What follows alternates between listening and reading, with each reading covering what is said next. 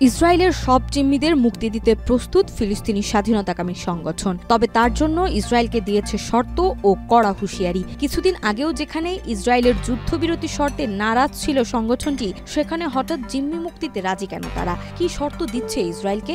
আদেও কি ইসরায়েল সেসব শর্ত মানতে রাজি হবে? গাজায় স্থায়ী যুদ্ধবিরতি ও ইসরায়েলি সেনা প্রত্যাহারের শর্তে সব জিম্মি মুক্তি দিতে প্রস্তুত ফিলিস্তিনি স্বাধীনতাকামী সংগঠন। 17 এপ্রিল এক টেলিভিশন ভাষণে একথা জানান সংগঠনটির শীর্ষ নেতা ও আলোচনাকারী দলের প্রধান খলিল আল হাইয়া।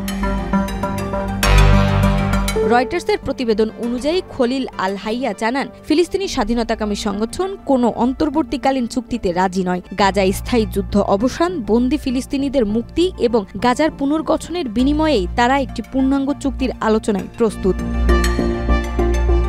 তিনি অভিযোগ করেন, ইসরায়েলের প্রধানমন্ত্রী বেনিয়ামিন নেতানিয়াহু রাজনৈতিক স্বার্থে গাজায় যুদ্ধ চালিয়ে যাচ্ছেন এবং স্বল্পমেয়াদী চুক্তির মাধ্যমে গণহত্যা ঢাকার চেষ্টা করছেন। তার মতে, যতদিন দখলদারিত্ব চলবে ততদিন প্রতিরোধও চলবে। এদিকে ইসরায়েলেও যুদ্ধ বন্ধের দাবিতে আন্দোলন চলছে। রিস্টার্ট ইসরায়েল নামে একটি প্ল্যাটফর্মে 1,20,000-এরও বেশি মানুষ যুদ্ধ ও বন্দী মুক্তির দাবিতে 43টি পিটিশনে স্বাক্ষর করেছেন। তাদের মধ্যে রয়েছে সেনা, গোয়েন্দা কর্মকর্তা, লেখক, শিল্পী এবং সাবেক প্রধানমন্ত্রী এহুদ বারাক। নাজমা, মাই টিভি।